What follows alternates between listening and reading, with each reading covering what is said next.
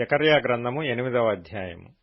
మరియు సైన్యములకు అధిపతియగు యెహోవా వాక్కు ప్రత్యక్షమై ఈలాగు సెలవిచ్చెను. సైన్యములకు అధిపతియగు యెహోవా ఆజ్ఞ ఇచ్చునదేమనగా, మిగుల ఆసక్తితో నేను సీయోను విషయమందు రోషము వహించియున్నాను. బహు రౌద్రము గలవాడనై దాని విషయమందు నేను రోషము వహించియున్నాను. యెహోవా సెలవిచ్చినదేమనగా, నేను సీయోను నొద్దకు మరలా వచ్చి యెరూషలేములో నివాసం చేతును. సత్యమును అనుసరించు పురమనియు సైన్యములకు అధిపతియగు యెహోవా పర్వతము పరిశుద్ధ పర్వతమనియు పేర్లు పెట్టబడును. సైన్యములకు అధిపతియగు యెహోవా సెలవిచ్చినదేమనగా, అందరును వృద్ధత్వము చేత కర్రపట్టుకొని వృద్ధులేమి వృద్ధురాండ్రేమి ఇంకనూ యెరూషలేము వీధులలో కూర్చుందురు. ఆ పట్టణపు వీధులు ఆటలాడు మగపిల్లలతోనూ ఆడుపిల్లలతోనూ నిండియుండును. సైన్యములకు అధిపతియగు యెహోవా సెలవిచ్చినదేమనగా, ఆ దినములందు శేషించియున్న జనులకిది ఆశ్చర్యమని తోచినను నాకునూ ఆశ్చర్యమని తోచునా? ఇదే యెహోవా వాక్కు.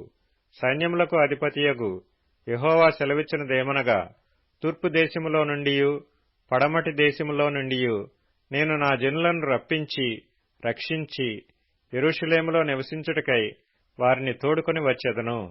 వారు నా జనులై యుందురు, నేను వారికి దేవుడనై యుందును.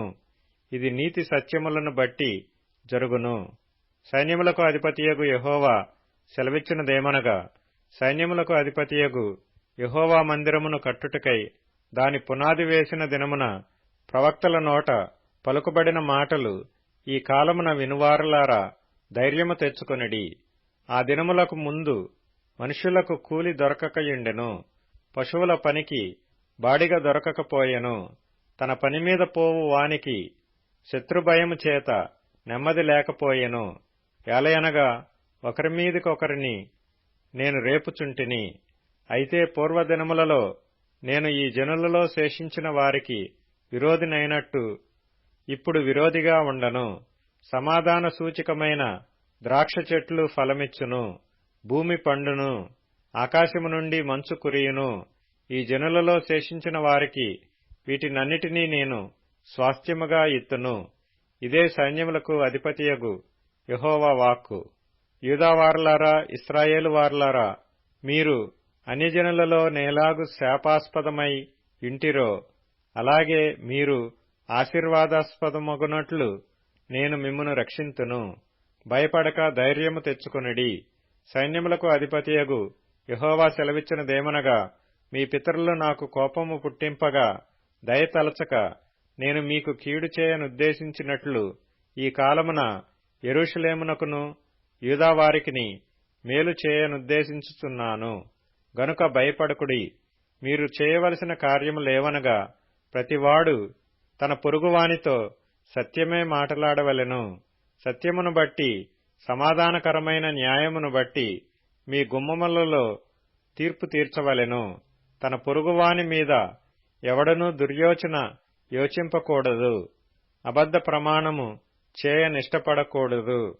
ఇటివన్నీయు నాకు అసహ్యములు. ఇదే యెహోవా వాక్కు. మరియు సైన్యములకు అధిపతియగు యెహోవా వాక్కు నాకు ప్రత్యక్షమై ఈలాగు సెలవిచ్చెను.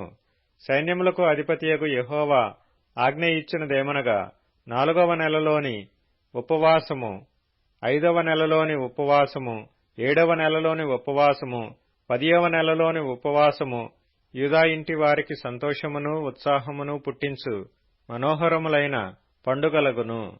కాబట్టి సత్యమును సమాధానమును ప్రియముగా ఎంచుడి. సైన్యములకు అధిపతియగు యెహోవా సెలవిచ్చినదేమనగా, జనములను అనేక పట్టణముల నివాసులను ఇంకనూ వత్తురు. ఒక పట్టణపు వారు మరియొక పట్టణపు వారి యొద్దకు వచ్చి ఆలస్యము చేయక యెహోవాను శాంతిపరచుటకును సైన్యములకు అధిపతియగు యెహోవాను వెదుకుటకును మనము పోదము రండి అని చెప్పగా వారు మేమును వత్తుమందురు. అనేక జనములను బలమును గల జనులను యెరూషలేములో సైన్యములకు అధిపతియగు యెహోవాను వెదుకుటకును యెహోవాను శాంతిపరచుటకును వత్తురు. సైన్యములకు అధిపతియగు యెహోవా సెలవిచ్చినదేమనగా, ఆ దినములలో ఆయా భాషలు మాటలాడు అన్యజనులలో 10 మంది ఒక యూదుని చెంగు పట్టుకొని, దేవుడు మీకు తోడుగా ఉన్నాడను సంగతి మాకు వినబడినది గనుక మేము మీతో కూడా వత్తుమని చెప్పుదురు.